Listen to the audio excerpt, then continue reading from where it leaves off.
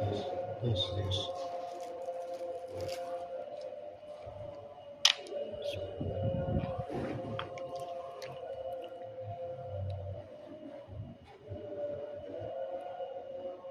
Yes.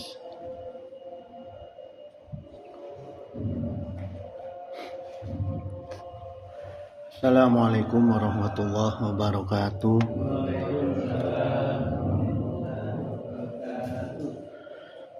Bismillah, alhamdulillah ala nikmatil Islam wal iman wal hidayah wa kafa biha nikmatin.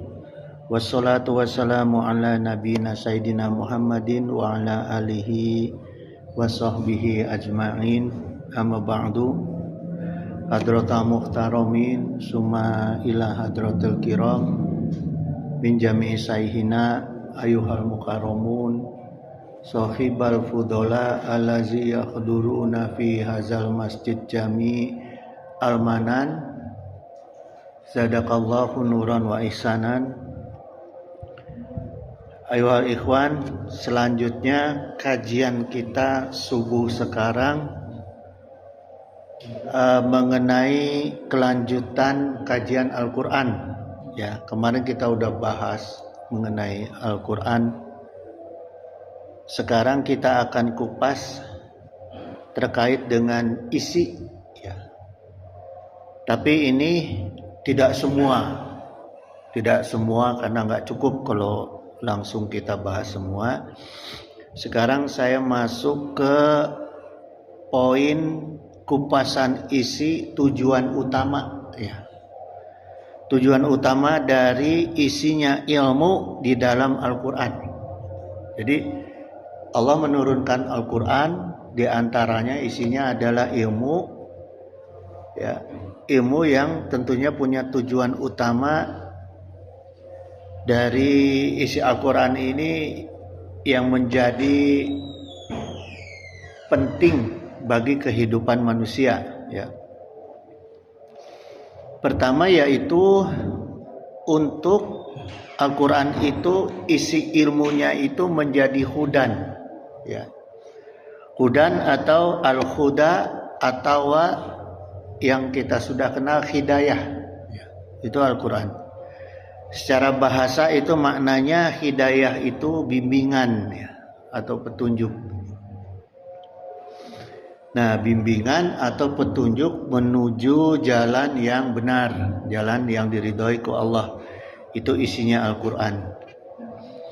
Ya, utamanya itu hidayah. Yang kedua adalah petunjuk ilmu. Nah, ilmu itu dibagi dua, jemaah. Ada dalalah wal irsyad, ya. Artinya yang menjelaskan ilmu atau syariat itu di dalam Islam, ya, di dalam Al-Quran. Yang kedua adalah petunjuk taufik, at-taufik wal al-ilham, ya, wal ilham, at-taufik wal ilham. Jadi petunjuk khusus yang diberikan oleh Allah yaitu yang mengantarkan hidayah, gitu. Yang mengantarkan hidayah, ya, yang membuat kekuatan tauhid manusia itu menjadi kuat, gitu, ya. Kemudian taufik wal ilham ini menguatkan orang-orang yang mendapat hidayah dari Al-Quran itu untuk mengamalkan syariat atau hukum-hukum di dalam Al-Quran, ya. Nah, kemudian Al-Quran juga isinya kalau kita mutalaah, ya, itu menjadi masdarul haqiqati, ya. Jadi masdarul haqiqati ini adalah sumber kebenaran maknanya. Jadi sumber kebenaran di dunia ini apapun juga merujuk kepada Al-Quran, ya. Yang berkembang menjadi buku-buku sekarang, baik itu buku-buku matematika, buku-buku pelajaran-pelajaran kedokteran dan lain-lain, itu sumbernya adalah Al-Quran. maka lahir ilmuwan Islam yang kemudian karya-karyanya setelah kalah dalam perang salib diambil semua itu, ya, diambil semua oleh Barat, kemudian diklaimlah sebagai hasil mereka, gitu, ya. Makanya diantaranya jamaah masih banyak sisa peninggalan keilmuan Islam itu di Irak. Ya, kemudian dihajar habis oleh Amerika Irak, zamannya George W.W. Bush Junior. Ya, habis itu perpustakaan Islam itu habis. Sebagian dibom, dibakar, dan ada yang dibawa, gitu, ya. Nah itulah jemaah. Kemudian jemaah sekalian, kaidah hidayah maupun taufik, ya, itu dalam kaidah fikih ini menjadi rujukan semua ulama, ya. Akhirnya Al-Quran ini menjadikan rujukan semua ulama untuk dijadikan istinbat, ya, dijadikan istinbat oleh para mujtahid, ya, oleh para ahli-ahli, ulama ahli hukum, ya.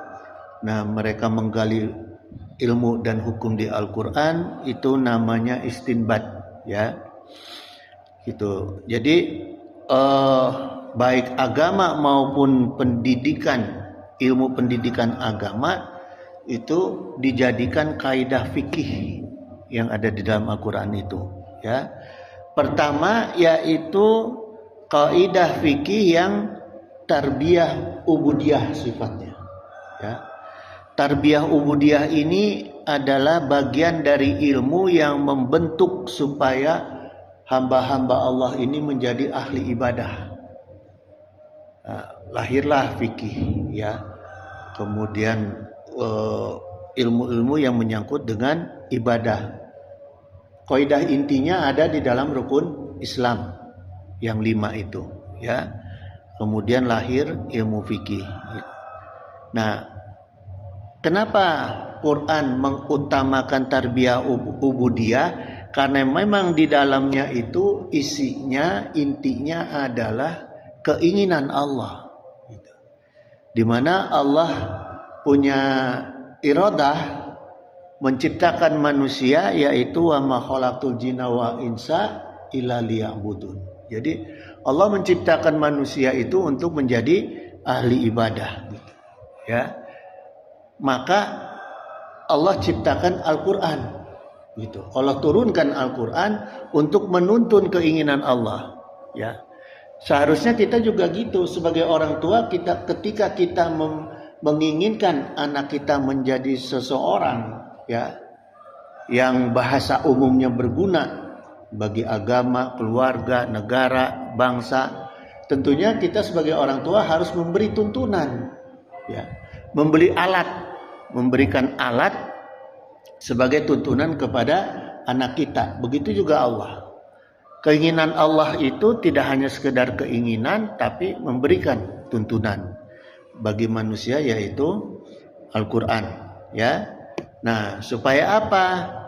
Al-Quran itu tuntunannya, apa yang diberikan Al-Quran tuntunannya itu, pertama adalah ketika Allah menciptakan manusia sebagai khalifah, ya. Jadi Al-Quran itu adalah isinya antaranya tuntunan manusia untuk menjalankan tugas kekhalifahannya di muka bumi ini supaya baik dan benar, ya. Wa isqala rabbuka lil malaikati inni ja'ilun fil ardi khalifah, gitu, ya. Gitu jemaah. Ini yang isi tuntunan. Kemudian isi tuntunannya Al-Quran itu, sebagai orang yang ahli ibadah itu perlu punya jiwa yang mulia. Tidak mungkin seorang ahli ibadah kalau jiwanya tidak mulia, ibadahnya luntur, ya. hasil ibadahnya itu tidak akan ada gunanya gitu ya. Maka qad aflaha man zakaha. Jadi sungguh beruntung orang-orang yang mensucikan jiwanya. Wa qad khaba man dasya'a. Di sini Allah peringatkan bahwa orang-orang yang mengkotori jiwanya itu pasti dia akan cilaka gitu ya, merugi gitu. Gitu jamaah. Jadi orang yang menjalankan tuntunan di dalam Al-Quran itu pasti jiwanya dia itu akan suci, akan bersih ya. Nah, kemudian keterkaitan ya, kesucian daripada jiwa seseorang ini kalau dalam ilmunya itu adalah sufi, pelakunya sufi, ilmunya tasawuf gitu. Ya, ini tujuannya yaitu untuk membersihkan, mensucikan jiwanya. Beda dengan akhlak. Kalau akhlak adalah pengantar sifat, sikap, karakter keseharian manusia, itu akhlak.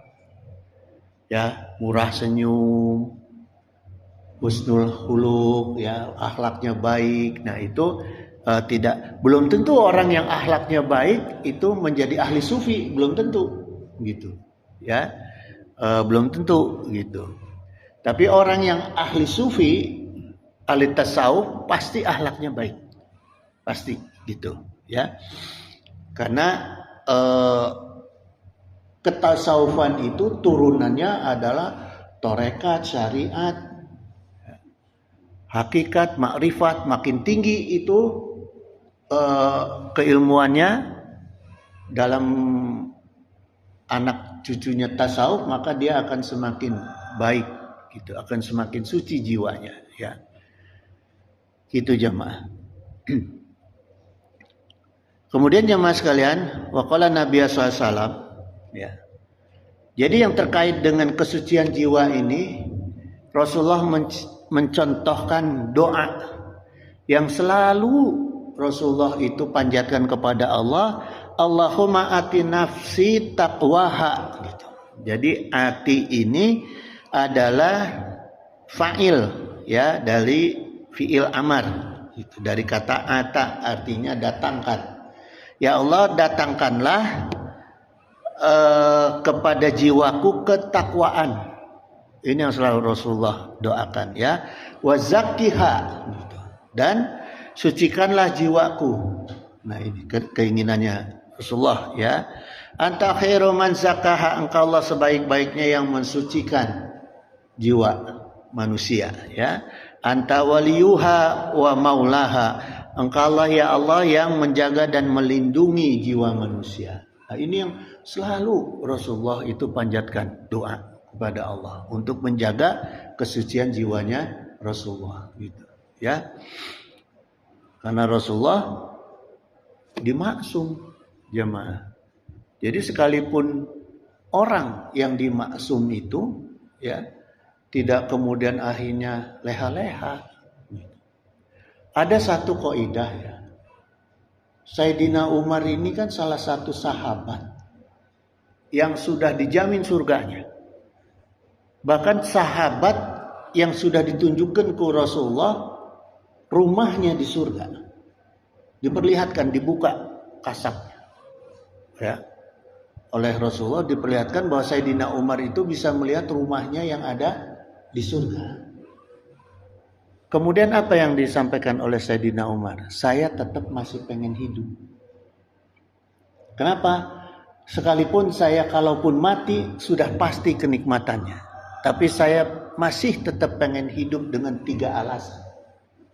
Satu, masih pengen bersujud kepada Allah, karena nikmatnya bersujud bagi Sayyidina Umar ini lebih nikmat dari rumahnya yang dilihat di surga. Keindahan surga. Itu yang dirasakan oleh Sayyidina Umar. Jadi pertama alasannya itu, masih pengen bersujud. Yang kedua, masih pengen tolab ilmu dan masih pengen menyampaikan ilmu. Itu alasan hidupnya Sayyidina Umar. Yang ketiga, masih pengen berjihad. Jamaah. Coba kalau kita udah dijamin nih, ente udahlah, udah pasti nih dapat kenikmatan, ya, dapat istana, dapat ini, malas-malesan, udah pengen cepet aja, pengen ninggalin aja tempat yang sekarang, pengen cepet ngerasain. Tapi Sayyidina Umar punya 3 alasan itu. Nah itulah yang menjadi acuan para ulama, ya, ulama khawas ya, bukan ulama sekarang.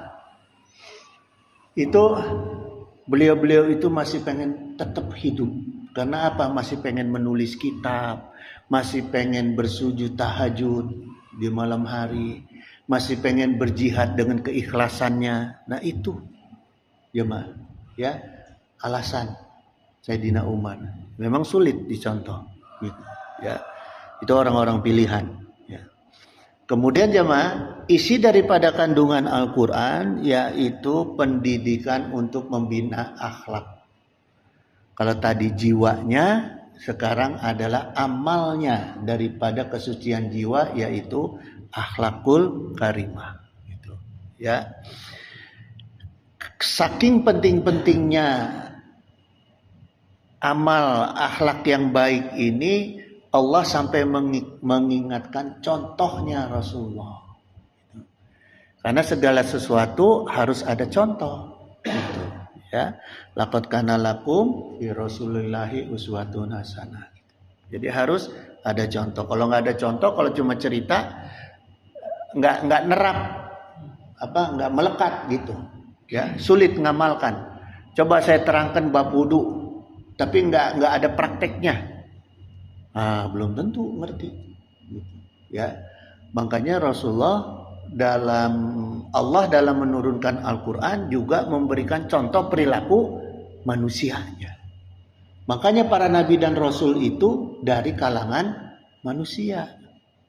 Nggak mungkin para nabi dan rasul dari kalangan malaikat atau makhluk lain, karena nggak bisa memberi contoh, gitu, ya. Inilah kenapa diangkat para nabi dan rasul dari kalangan manusia. Kemudian jamaah sekalian, isi kandungan Al-Quran yaitu adalah pengembangan diri manusia, cara atau metode, ya. Cara pengembangan potensi diri manusia itu ada di dalam Al-Quran. Maka Allah ingatkan, ya ayyuhallazina amanu iza qila lakum, orang yang beriman, kalau dikatakan kepada kamu tafassahu fil majalisi, berlapang-lapanglah di dalam majlis, ya, fafsahu yafsahillahu lakum, ya. Allah tegaskan, maka lapangkanlah, ya. Ini fil amar, perintah langsung, maka lapangkanlah majlis itu, maka Allah akan memberi kelapangan untuk kamu. Ya, jadi orang-orang yang menjadikan atau mendirikan majelis, ya, tempat thalabul ilmu, bukan hanya masjid ternyata. Ya, kedudukannya hampir sama antara masjid. Cuma kalau dulu di zaman Rasul, masjid itu bersatu dengan majelis, gitu, ya. Nah, karena berkembangnya seperti sekarang Islam ini, ya alhamdulillah Al-Manan sudah fungsinya sudah menjadi majelis dan masjid, ya. Jadi bagi orang-orang yang menyediakan atau belajar atau mengajar atau bahkan memakmurkan majelis, ya, maka Allah lapangkan, Allah mudahkan kehidupan di dunianya dan di akhirat, gitu jemaah, ya. Jadi saran saya di antara memakmurkan majelis itu yaitu ngajak teman, ngajak saudara untuk datang ke majelis, gitu, ya. Bukan hanya kita membawa diri sendiri, sama hukumnya dengan kita membawa orang lain untuk berjamaah di masjid, ya.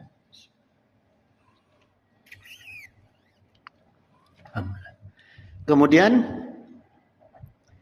di dalam Al-Quran itu ada pendidikan untuk meningkatkan derajat manusia, ya. Seperti kita tahu, di antara fungsi khalifah itu adalah membedakan manusia dengan binatang. Maka derajat manusia itu bisa ditingkatkan dengan keilmuan, isinya majelis. Ya, yarfa'illahu lazina amanu minkum wallazina utul ilma darajah. Jadi Allah akan angkat tuh orang-orang yang beriman, yang berilmu sesuai kadar ilmunya dan kadar imannya, maka Allah akan angkat derajatnya. Semakin tinggi ilmunya, semakin tinggi keimanannya yang tercerminkan lewat akhlaknya, lewat keikhlasannya, ya insya Allah kesucian jiwanya, ya insya Allah orang itu akan semakin naik, meningkat derajatnya. Ya, hanya derajat manusia itu berbeda. Kalau di zaman dulu itu peningkatan derajat manusia kelihatan sungguh-sungguh dari keilmuannya. Ya, bahkan sampai yang keilmuan yang sifatnya khariqul adat. Jadi ulama dulu itu kalau masalah karomah selama tidak keluar dari nilai-nilai agama, ya itu ciri dari peningkatan iman dan ilmu, keseimbangan iman dan ilmu. Itu karomah. Gitu. Kalau sekarang apa? Iza kana akhiruz zaman kana qawami dinin nasa wa dunyahum dirhamun wa dinarun. Kekuatan agamanya manusia sekarang dan kekuatan diri manusianya sekarang itu letaknya ada pada dinar dan dirham. Bimana fulus. Jadi jemaah, ketika kita sekarang mengamalkan keilmuan atau amalan peningkatan iman dan ilmu para wali dulu, hadiahnya bukan kita bisa terbang. Hadiahnya bukan kita bisa aneh-aneh gitu. Ya. Tapi hadiahnya dari Allah adalah kemudahan dunia untuk mendatangi kita. Nah, saya bukan sekedar ngomong ya. Kalau ada yang capek dina urusan dunia, udah tinggalin. Lebih baik capek urusan agama. Pelajari amalan-amalan kewalian dulu apa?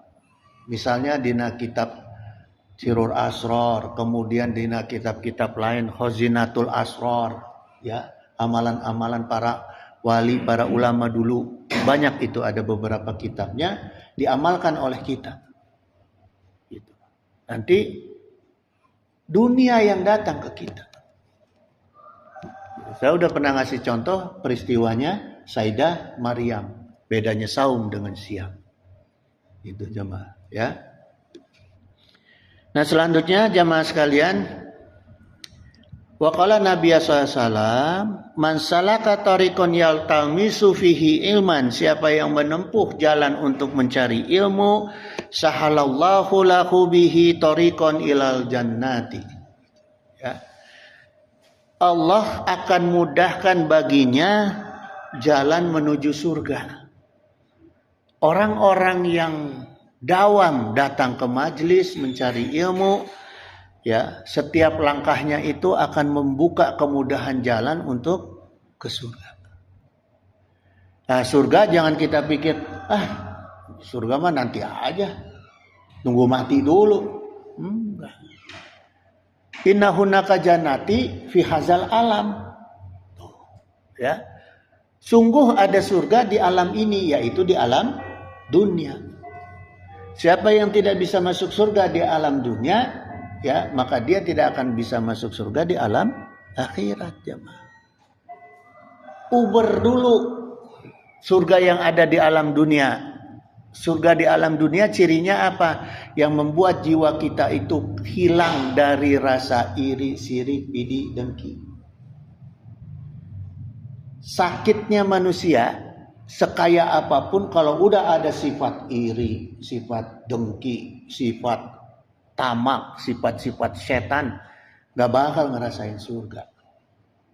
Mau harta segimanapun, mau jabatan setinggi apapun, gak akan bisa merasakan surga. Karena surga yang sesungguhnya itu adalah ketenangan dan kenyamanan hati dan jiwa. Ya. Bunghar, tapi berantem we jeung pamajikan. Nauzubillah. Gitu. Ya. Gitu jamaah. Maka untuk mendukung kita mendapatkan surga di alam dunia, ajak keluarga tolabul ilmu. Ulah pinter sorangan. Ya.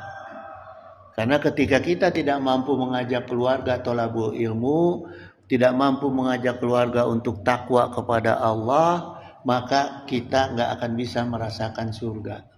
Ya. Bahkan jemaah, salah satu keterangan cirinya wali Allah itu diantaranya pamajikan anak hiji, istrinya satu, bari bawel.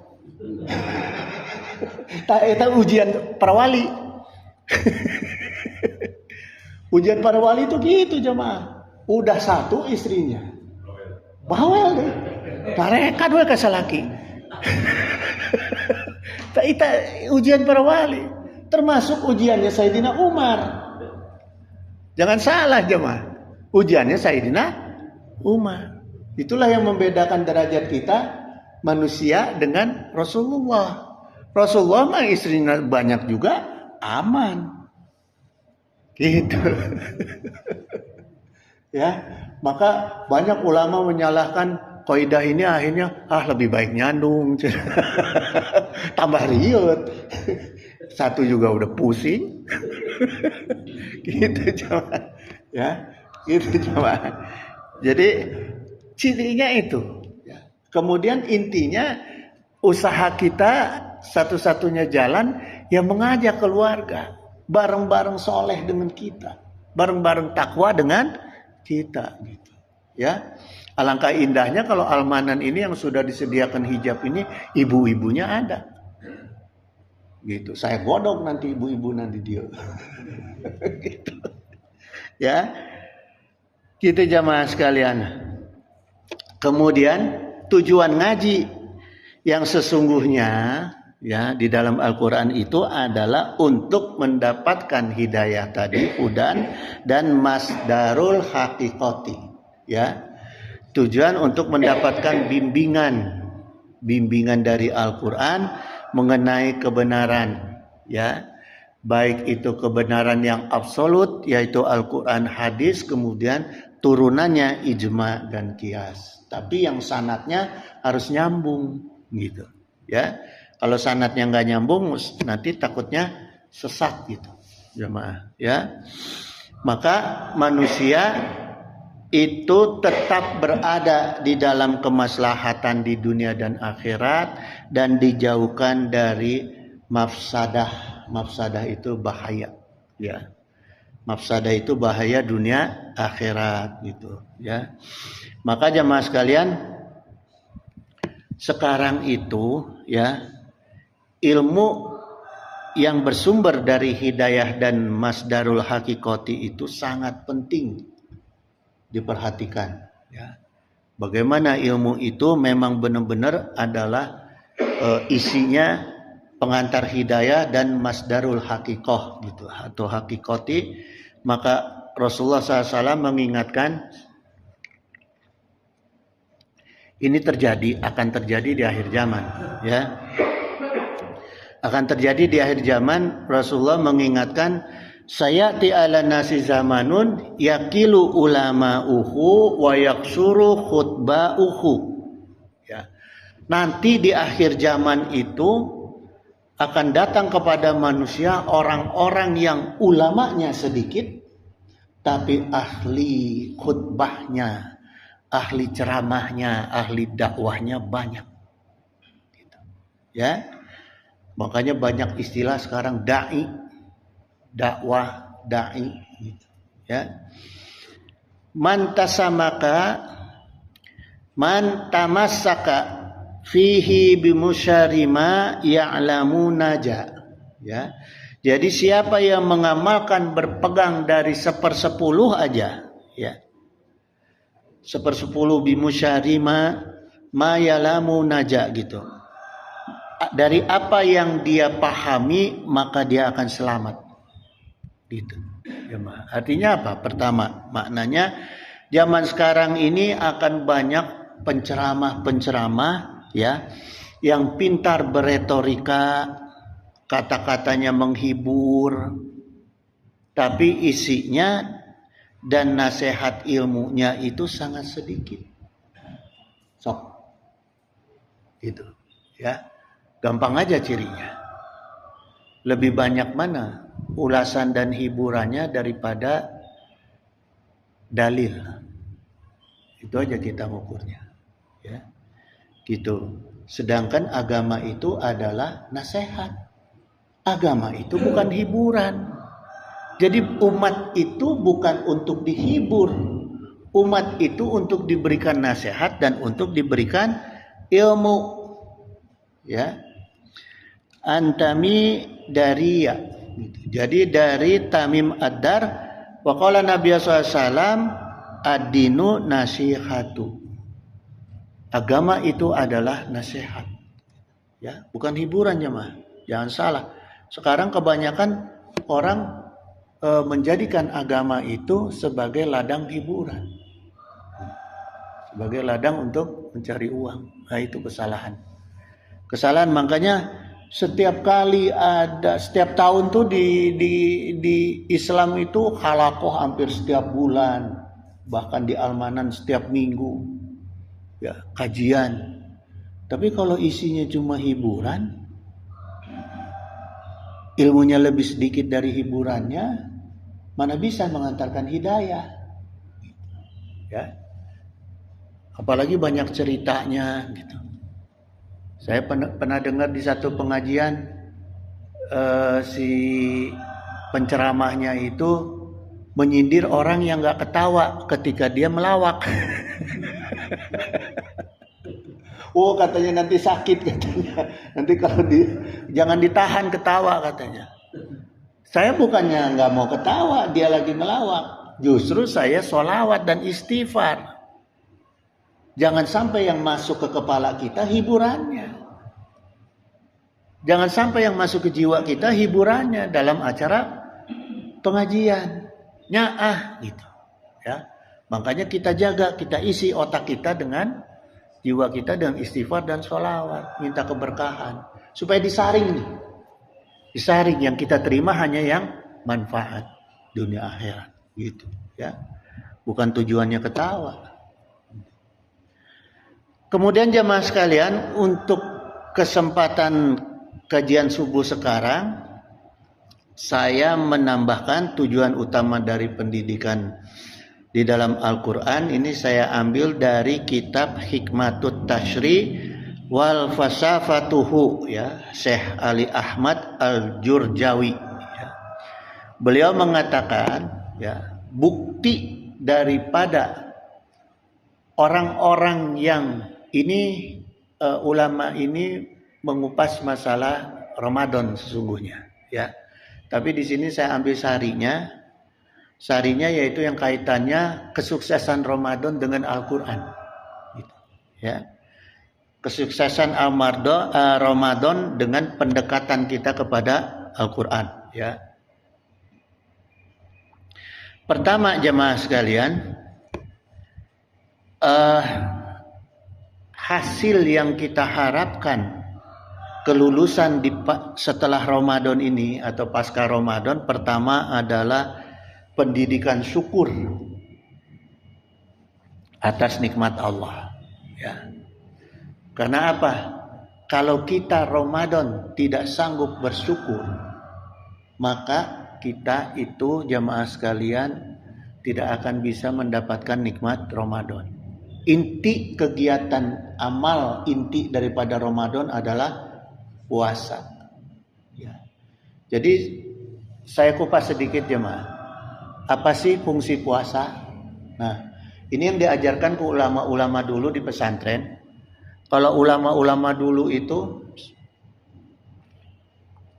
ada keluarga atau santri, ya, minta tolong, minta doa.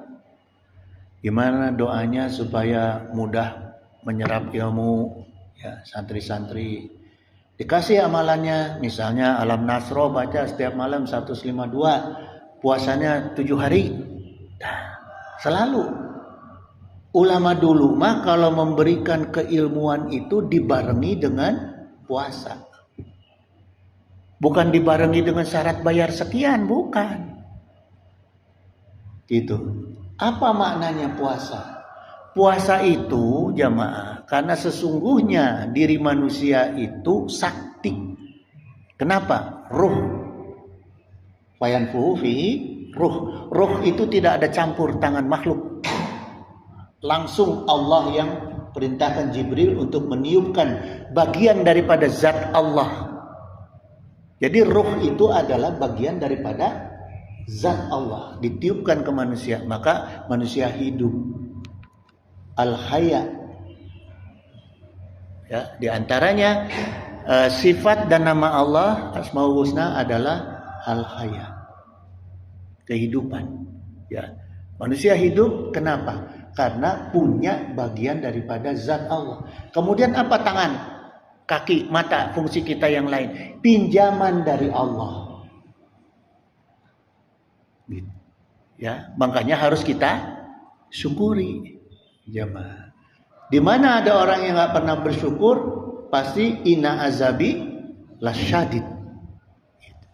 Ya, itu kembalinya ke situ. Jamaah. Nah, ketika ruh kita ini sekarang dicampur dengan unsur-unsur orang tua dan sebagainya, dunia lah, ya, maka dinding antara jasad dengan ruh kita itu semakin tebal. Maka manusia semakin bodoh, manusia semakin jauh dari kesaktian. Maka kalau pengen jadi sakti mah banyakin puasa. Nah, apa yang mengisi tujuan zikirnya itu? Wiridnya itulah yang menuntun ke arah tujuan daripada puasa itu. Apa yang kita mau isi nih, gitu, ya? Apa yang kita mau isi? Mata, telinga, coba. Sekarang kita dari sini bisa ngelihat tuh wajahnya istri. Pakai mata, ruh atau mata jasad? Coba. Mata ruh. Pakai mata jasad saya hanya bisa lihat akang. Ya, bisa lihat tembok. Tapi apa yang pernah saya lihat bisa saya lihat dengan mata ruh. Gitu, ya Ma. Nah, maka mata kita itu atau diri kita itu harus kita isi. Tipisin dulu dindingnya antara ruh dengan jasad, kemudian isi dengan apa? Dengan keilmuan yang ingin kita fokuskan di mana? Di mata, di mulut, di tangan, di jiwa, gitu. Ya, Ma. Ya. Itu yang benar ya, Ma.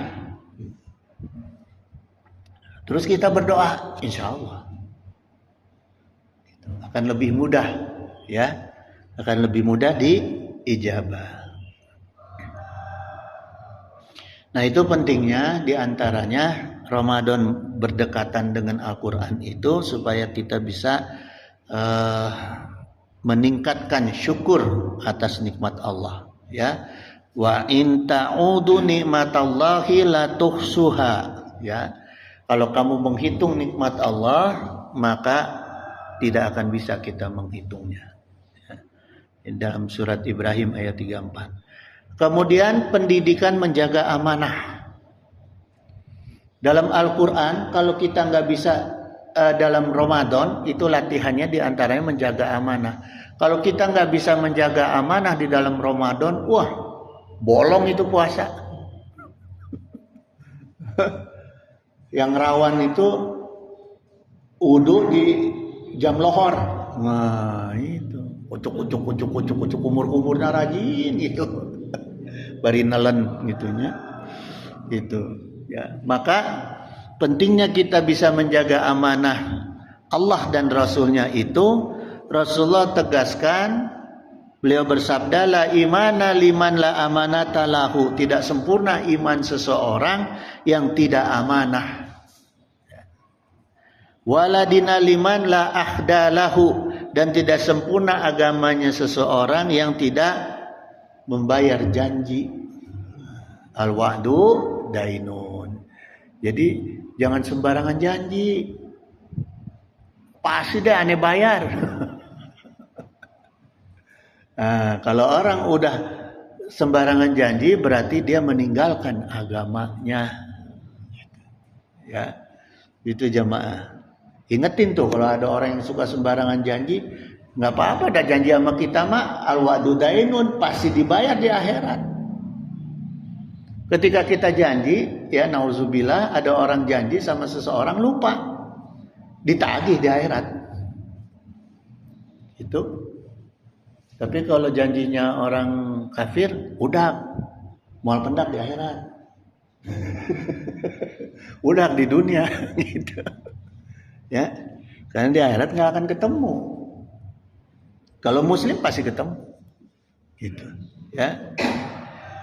Kemudian pendidikan Quran di dalam Ramadan itu pendidikan membedakan manusia dengan binatang. Pendidikan yang paling penting, ya. Lawalau ilmu lakana nasuk kal bahaimi gitu. Kalau tanpa ilmu manusia itu seperti binatang. Jadi bagaimana Ramadan itu sesungguhnya harusnya diisi dengan tolabul ilmu. Cuma kebanyakan sekarang Ramadan tadi pereken. Ya, di majelis saya alhamdulillah tambah rajin. Gitu. Ya, alhamdulillah di majelis mah gitu. Terutama ibu-ibu nak, aduh, sampai kapayahan orang nak, gitu. Kemudian Al-Imam Ghazali menjelaskan dalam Ihya Ulumuddin, fa inal insana innama syarufa bil aqli. Sungguh manusia itu dimuliakan atau dibedakan karena akalnya. Maka akal harus diisi. Akal itu jangan dibiarkan kosong. Gitu. Ya. Jangan dibiarkan kosong. Yang harus dikosongkan itu bukan akal, tapi rawihul qulub sya'atan fasya'atan. Yang harus diistirahatkan dari waktu ke waktu itu hati, kolbu. Kenapa? Karena di kolbu ada nafsu. Itu yang harus diistirahatkan. Maka makalah ulama rawihul qulub sya'atan fasya'atan.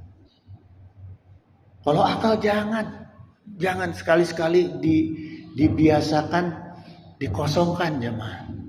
Nanti kehilangan akal. Nanti tidak berakal. Repot. Jangan, harus dijaga terus. Bagaimana akal ini tetap diisi gitu. Ya. Itu jemaah. Wal aqlu nurun fi qalbi yumayyizu bainal haqqi wal batil. Dan akal adalah cahaya di dalam hati yang membedakan antara yang hak dan yang batil. Nah, bagaimana kalau akal kita istirahat? Coba kita tidur, bisa nggak membedakan yang hak dan yang batil? Nah, itu. Jadi akal itu jangan sampai ditidurkan jemaah. Nggak bakal bisa kita. Nanti ada masanya manusia itu ketika diistirahatkan akal tiba-tiba blong we, nampiling we,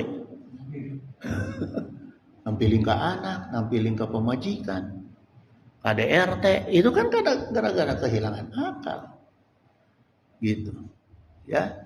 Nah hati karena isinya nafsu yang harus diistirahatkan. Ketika ada rasa hati ingin dunia yang terlalu tinggi, ingin istri yang selalu muda dan selalu cantik, istirahatkan. Nah, benar tuh Pak Haji, benarnya, benar. Bisi, we, iya mah, gitu. Hayang deui. Gitu ya, gitu. Jadi akal itu, ya hakikatnya itu yang bisa membuat kita itu lebih mulia atau lebih hina dari binatang.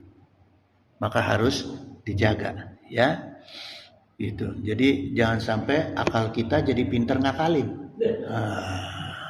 Bahaya kalau akal jadi pinter ngakalin. Nah itu bahaya, akal yang tanpa ilmu, ya. Gitu. Wa qala Nabi sallallahu alaihi wasallam la dina liman la aqlalahu. Ya. Tidak sempurna akal, tidak sempurna dina tidak sempurna agama seseorang, ya, la aqlalahu, yang tidak menggunakan akalnya. Jadi beragama harus menggunakan akal, gitu. Ya. Maka ada makalah dari ulama itu ingkana laka aklun falaka fadlun. Kalau kamu menggunakan akal kamu, maka kamu akan menjadi manusia yang utama. Semakin banyak ilmu di dalam akalnya, ilmu keagamaannya, orang itu akan menjadi lebih utama. Dengan keutamaan dengan apa? Dengan ketakwaannya, kesolehannya, ya. Gitu jemaah. Kemudian yang keempat, pendidikan Quran di dalam Ramadan itu untuk kesehatan tubuh, ya. Yaitu sumu tasihu. Jadi sabda Rasul, berpuasalah supaya kalian sehat, gitu, ya. Jadi puasa itu melatih manusia tidak rakus sekalipun halal, sekalipun barang yang halal, makanan halal, istri yang halal, kenikmatan yang halal harus ditinggalkan selama itu keluar dari hukum Allah. Gitu, ya. Jadi kan, tapi tetap ada batas waktu, ya. Itu namanya juga kita latihan. Gitu. Kemudian waqala Nabi SAW, al-ma'idatu baitud da'i. Perut itu jamaah, ma'idah itu maknanya apa? Lambung. Lambung, ya. Lambung itu kan perut, di dalam perut. Baitu da'i. Artinya apa? Rumahnya penyakit.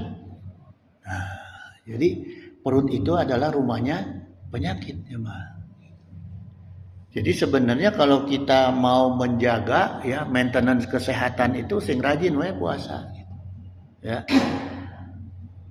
Wal hamiyatu rasudai.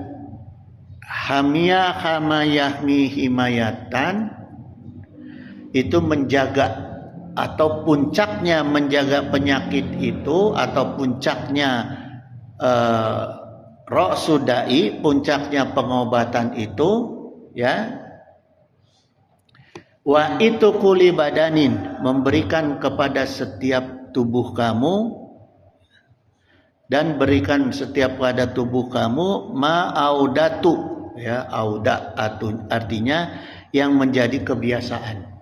Itu jemaah. Jadi karena perut kita ini salah satunya adalah rumahnya penyakit, maka untuk menjaga kesehatan tubuh kita itu secara fisik nih, ya, bukan batin. Secara fisik kesehatannya itu banyakin puasa. Dawamlah, rutinkan, ya. Yang kedua adalah biasakan mengisi perut yang sesuai kebiasaan. Ulah sok hoyong sarakah. Pengen nasi, pengen burger, pengen pizza, pengen segala dimakan.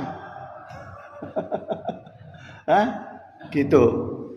Itu latihan tuh di bulan puasa tuh. Biasanya bulan puasa itu begitu buka, sabreng makanan. Gitu. Jadi latihan ngisi perut kita itu harus yang sesuai dengan kebiasaan kita. Kebiasaan kita sekarang nasi misalnya, ya. Ya udah. Nasi aja, cuma dikurangi porsinya. Atau misalnya ganti nasi merah misalnya untuk yang gula, ya. Saya ada yang ngajarin supaya menghindari makan nasi. Karena HbA1 saya tinggi, katanya hindari makan nasi. Unsur-unsur padi hindari. Cilaka. Saya coba, tapi benar saya coba. Benar, seminggu saya coba. Susah. Gitu. Ya. Akhirnya mengganti kebiasaan. Mau repot sekeluarga. Istri mau masak repot. Karena kita nggak makan nasi gitu kan. Mau masak apa cenah? Sayur apa yang cocok dengan kentang kan gitu. Akhirnya ya udahlah, balik deh ke nasi. Cuma porsinya dikurangi. Dan berasnya kalau bisa beras merah misalnya ya untuk gula gitu. Jadi diatur pola kebiasaan makan kita yang sesuai dengan kebiasaan. Jangan aneh-aneh gitu ya. Kemudian yang kelima pendidikannya yaitu melemahkan syahwat. Melemahkan syahwat yaitu diantaranya sahur Imam Ghazali lewat mujahadah dan riyadhah gitu ya. Tariqul ma'alajati fi nafsi hazal maradi anil qalbi. Nah, sahur Al-Imam Ghazali radhiyallahu an, metode pengobatan dalam menghilangkan penyakit hati ya yaitu huwa khamsus syahawati bil mujahadati gitu ya. Jadi jahada yujahidu mujahadatan itu artinya perjuangan. Jadi harus diperjuangkan ya. Untuk menjaga atau menghilangkan penyakit hati itu harus diperjuangkan wariyadhah dengan riyadhah gitu. Yaitu menekan syahwat lewat mujahadah dan riyadhah, yaitu latihan jiwa ya. Misalnya apa jamaah yang dicontohkan ku Syekh Abdul Qadir Jailani khalwat yang paling mudah. Kalau uzlah kita susah. Kalau uzlah itu harus ke luar rumah. Seperti Rasulullah uzlah ke Jabal Nur misalnya ya. Itu. Nah, itu berat. Kita nyari gua juga sekarang yang aman susah. Ya, udah aja riyadhah lah di rumah. Jadi cara riyadhah jamaah mulai dari tahajud 12 rakaat plus witir 3 rakaat, kemudian sholat subuh, kemudian sholat fajri, kemudian sholat suruh, kemudian sholat hajat, sholat terakhir itu sholat tasbih, itu sampai lohor ya.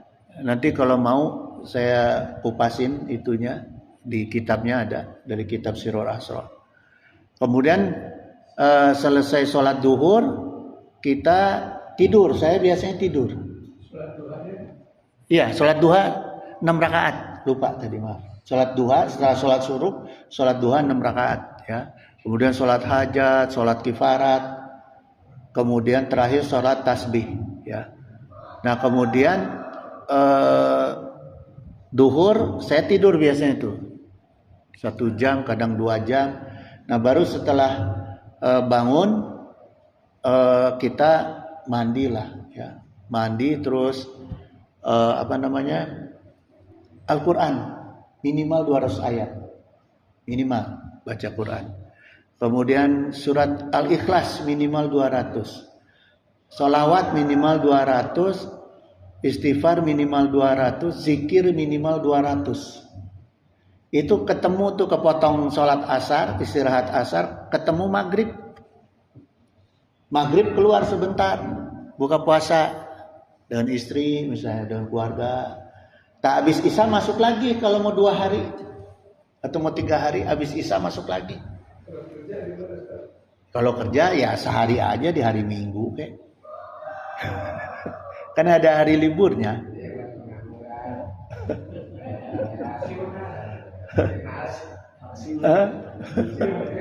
Nah, itu cara kita meningkatkan capek di dunia untuk akhirat, tapi memudahkan, menggampangkan datangnya dunia. Gitu. Coba ditukar. Kita kan sekarang ke bawah cara berpikirnya orang kafir. Cara berpikirnya orang kafir apa? Semakin capek di dunia, semakin harta meningkat. Padahal nggak menjamin. Coba. Ya, ulama dulu nggak perlu ganti oli, nggak perlu bensin, kemana-mana pakai mobil, tinggal pilih deh. Ya, gitu jemaah. Karena diingatkan ku sahabat Utsman bin Maz'un, ya, radhiyallahu anhu, wa in li nafsika 'alaika haqqan, dan jiwa kamu itu punya hak yang menjadi kewajiban kita.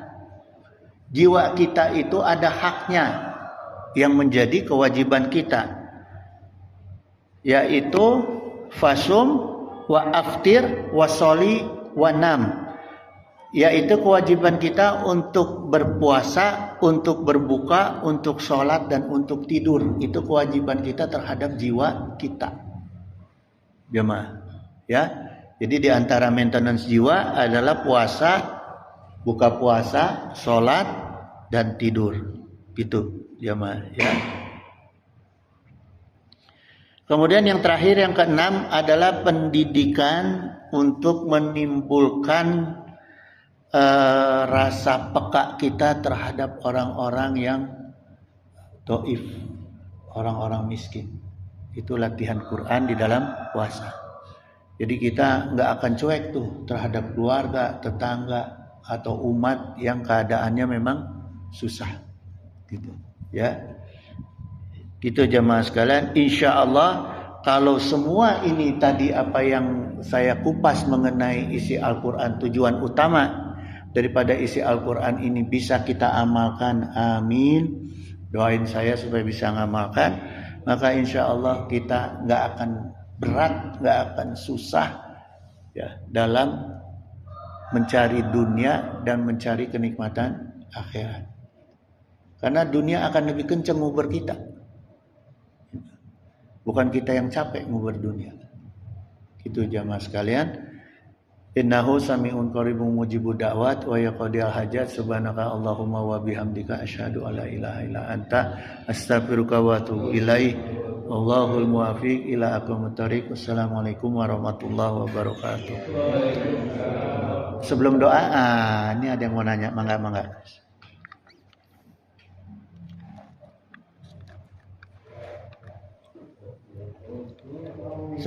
Ya.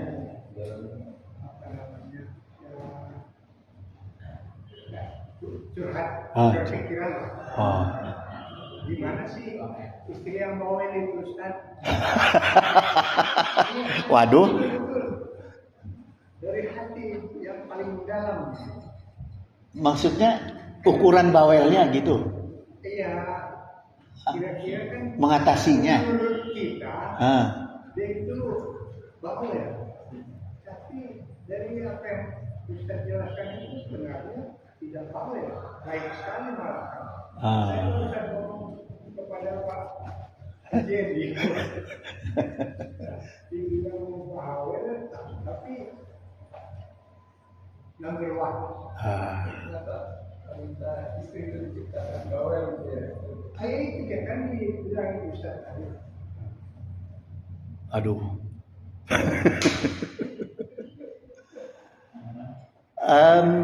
Begini ya, setiap kita dalam rumah tangga itu masing-masing punya hak dan punya kewajiban.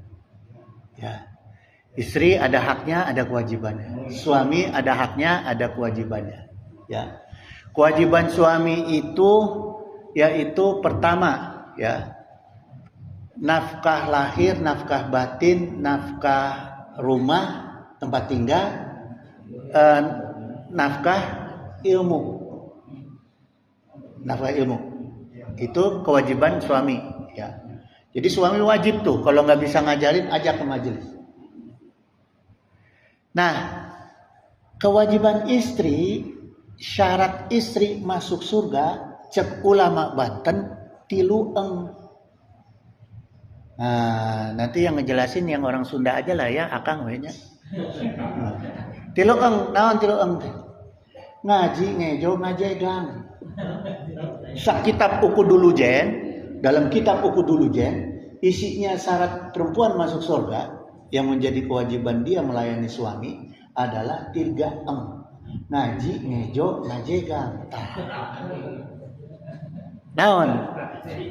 Apa ngaji? Ngaji kayak kita, pengajian. Ngejo apa? Makan. Ngajegang, pahami sendiri. Ya, itu syarat istri. Nah, ketika istri kurang dalam 3, suami kurang dalam 4, hak kewajibannya masing-masing dan haknya masing-masing, istri bawel, wajar nggak?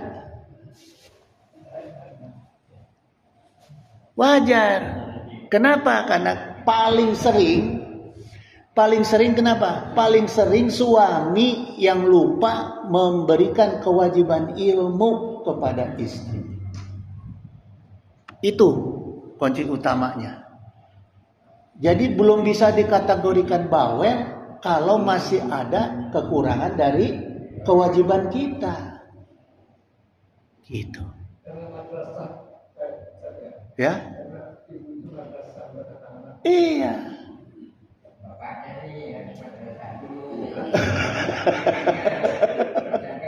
Ya itu jemaah. Ya. Maka ketika kita suami kurang memberikan ilmu, jangan dianggap bawel kalau istri itu ngoceh wae gitu. Kalau istri ngoceh aja terus gitu kan. Karena kita kurang. Gitu. Kita yang salah. Kalau kita cukup dalam 4 kewajiban kita, ya, insya Allah ini nggak akan terjadi.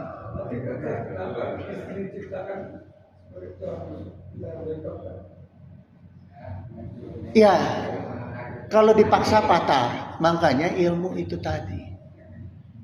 Ya, yang dimaksud dipaksa oleh Rasulullah maka tulang rusuknya patah itu ketika kita memaksakan kehendak tanpa ilmu. Sehingga istri bukan paham, merasa ditekan. Kalau dengan ilmu, paham. Ini maaf jemaah, maaf ya. Dulu saya waktu nikah dengan istri kan dijodohin. Ya, ya anak kiai deh.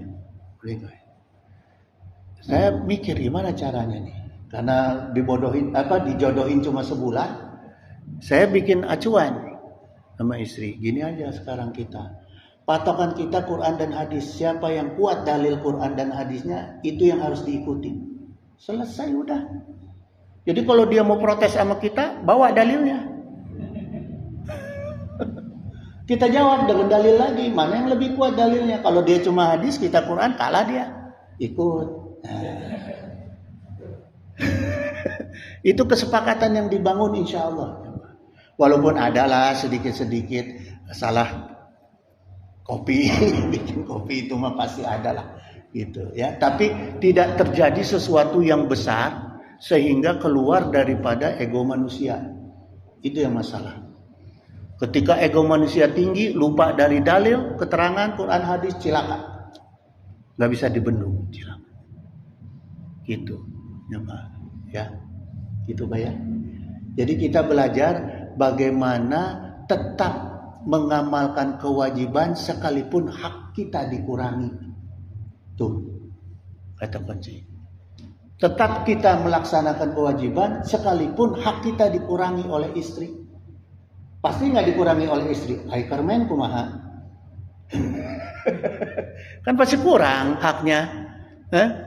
Kewajiban dia pasti kurang, hak kita kurang karena dia lagi berhalangan. Gitu. Tapi kewajiban kita karena dia kurangi hak, kewajiban dia apa kita kurangi? Jangan, tetap. Itulah yang menjaga keharmonisan rumah tangga. Gitu. Kita mengatakan tadi istri yang masuk surga itu kalau nggak salah dia sholat, dia puasa Ramadan, dia bisa menjaga kemaluan dan kehidupan antara suami dan istri. Ya. Dan tanya saya, apakah yang lebih diutamakan belajar adab atau ilmu yang pertama? Kemudian kedua, bagaimana contoh dari kita bertawasul dengan Allah Ustaz?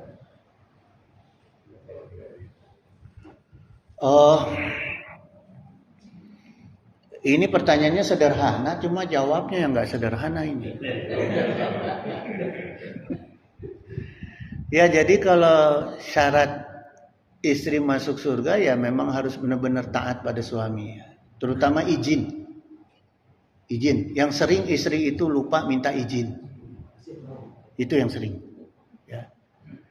Izin. Karena udah kebiasaan, menjadi kebiasaan sehari-hari ke pasar sampai lupa minta izin. Blengwe, kita lagi baca kita apa? Blengwe berangkat ke pasar bari dangdan deui. Aya di rumah make ieu sobek. Kelek sobek. Ya. Yang sering izin. Jadi perhatikan istri itu apapun juga dengan keadaan suami ya harus taat. Tapi la ta'ata lil mahluki illa fi maksiatillah, kecuali diajak maksiat enggak boleh taat. Gitu. Ya. Kepada istri kepada suami itu istri, bahkan seorang istri yang ibunya mau meninggal jenguk ibunya tanpa izin sama suami. Kalau ibu itu meninggal masuk neraka ibu. Hati-hati. Ya. Penting-pentingnya izin kepada suami itu. Di antara contoh taat yaitu izin. Ya. Jangan menganggap hal-hal lain ada yang lebih penting kecuali Allah dan Rasulnya. Guru gimana? Tetap harus izin suami. Kecuali Allah dan Rasulnya. Gitu. Bahkan mau puasa aja, mau puasa sunnah harus izin. Mau puasa sunnah harus izin. Bahkan lagi puasa kata suaminya, mah batalin aja lah saya ya daripada liar ya otak ya. Harus buka. Gitu. Ya. Gitu, gitu ya, Mas. Ya. Tadi yang kedua apa? Kedua, utama mana adab belajar adab atau ilmu dulu? Adab. Adab diutamakan diiringi dengan ilmu. Karena di antara pengantar adab adalah ilmu. Nah, jadi otomatis ketika orang mendahulukan adab, ilmu ke bawah. Orang mendahulukan ilmu, adab tidak akan ke bawah. Gitu. Ya. Jadi orang yang belajar ilmu belum tentu adab ke bawah. Tapi orang yang belajar adab, ilmu pasti ke bawah. Karena isi adab adalah ilmu. Itu. Ya, mangga. Ringan-ringan aja udah. Ya. Utang janji yang dibayar dunia itu di akhirat itu nanti ditagih kan janji. Oh iya. Nah, kalau janjinya kita mau nikahin sama berdua. Hah? Aduh. Gak jadi nikahin itu ditagih kan Pak? Ringan kan? Saya teh bingung jadinya nih karena Iya. karena saya belum pernah punya janji yang gitu, Iya, maksud saya itu Pak. Kalau istrinya nggak jadi gitu. Gini aja lah, nu penting rempeh we lah. Jadi janji itu dibayar dengan kifarat. Ya. Kalau misalnya kita lewat nih, janji dipenuhi berarti bayar dengan kifarat. Begitu kita misalnya janji mau nikahi Harim, kemudian siang gak pemajikan pertama nih, akhirnya nggak jadi kan? Gitu ya Pak Haji ya. Pengalamannya gitu. Jadi kalau pengalamannya gitu, ya udah bayar aja kifarat sama dia supaya ikhlas. Melepaskan janjinya, udah. Tong dihalalkan heula entong. Iya, gimana? Jadi kan tawasul dengan asmaul husna. Heeh. Itu contohnya Oh iya, jadi gini. Tawasala, jadi artinya itu kan tawasala itu artinya penyambung. Ya. Jadi kalau kita itu berdoa kepada Allah harus ada perantara. Ya, dan itu diajarkan oleh Rasulullah, bahkan Al-Qur'an. Ya. Nah, di antara perantara itu ada yang Quran, karena Quran bagian dari syafaat, sholawat, ya. Kemudian Asmaul Husna diantaranya itu bagian dari alat penyambung aja, perantara ya. Jadi kalau misalnya gini, cuma di dalam tawasul itu yang harus kita pahami gini ya, syarat Al-Quran itu harus benar bacaannya, tidak perlu ngerti artinya. Gitu. Itu syarat Al-Quran. Kalau dalam bertawasul, ya. Kalau zikir itu tidak perlu benar bacaannya, tapi wajib ngerti artinya. La ilaha illallah, wajib ngerti artinya. Ya, yang tidak wajib ngerti dan tidak wajib benar bacaannya hanya sholawat. Asmaul Husna, karena ini nama Allah, maka harus ngerti dan harus paham, harus benar bacaan. Nah, tinggal kita pilih nih tawasulnya mau pakai yang mana yang aman. Karena kalau kita bacaan Quran ngirim ke ahli kubur, bacaan Quran kita nggak benar, ya, merubah arti sehingga salah artinya, itu mah gandengkan ahli kubur. Jangan salah, malah bikin berisik ahli kubur. Coba orang kalau lagi bertawasul atau ziarah baca Yasin lagi nggak jelas, itu kayak kereta cepat, hus. Kulhunya aja kayak kereta cepat. Padahal Al-Quran mah harus tartil. Ya, tahsinnya harus baik. Gitu. Kalau enggak malah bikin gandeng ahli kubur. Gitu. Paling aman apa? Udah aja banyakin sholawat. Kan memberi syafaat. Ya. Enggak ada lagi ya. Ini udah kelewatnya banyak nih. Kena denda saya nanti. Innahu samiun qaribun mujibud da'wat wa yaqdiya hajat. Allahumma sholli wa sallim wa barik ala sayyidina wa syafi'ina wa habibina maulana Muhammad wa sallim wa radhiyallahu ta'ala an sadatina ashabi sayyidina Rasulillahi ajmain. Amin ya Allah ya rabbal alamin. Allahumma anta rabbi la ilaha illa anta khalaqtani wa ana abduka wa ana ala ahdika wa ahdika mastata'tu a'udzubika min syarri ma sana'tu wa bu'ulaka bi ni'matika alayya wa bu bi zambi faghfirli fa innahu la yaghfiru dzunuba illa anta. Allahumma alhimna rusdi wa izna min syarri nafsi. Allahumma aghnina bi ilmi